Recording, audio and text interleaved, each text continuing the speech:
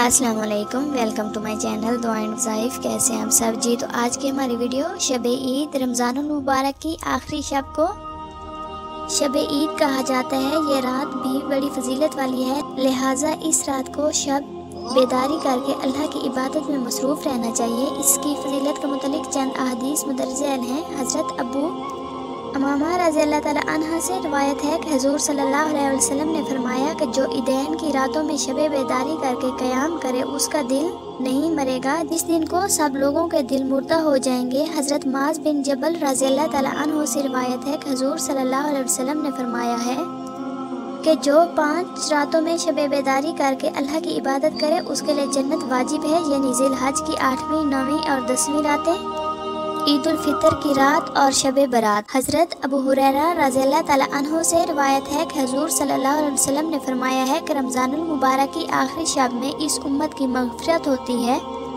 सहाबा ने अर्ज़ किया कि या रसूलल्लाह सल्लल्लाहु अलैहि वसल्लम, अल्लाह वो शब कदर है? फरमाया नहीं कि काम करने वालों को इसके वक्त पूरी मजदूरी दी जाती है। शब ईद इबादत करना हमारे लिए बहुत ही फजीलत वाली रात है। इस रात को ज़्यादा से ज़्यादा इस्तिग़फ़ार और नवाफिल पढ़ने चाहिए ताकि रमज़ानुल मुबारक के रोज़े और इबादत बारगाह रब्बुल इज़्ज़त में कबूल हो जाएं। आज की वीडियो इतनी ही। मज़ीद अच्छी वीडियोस देखने के लिए चैनल को सब्सक्राइब ज़रूर करें, लाइक्स और कमेंट्स करना ना भूलें। जज़ाकल्लाह खैरन कसीरा।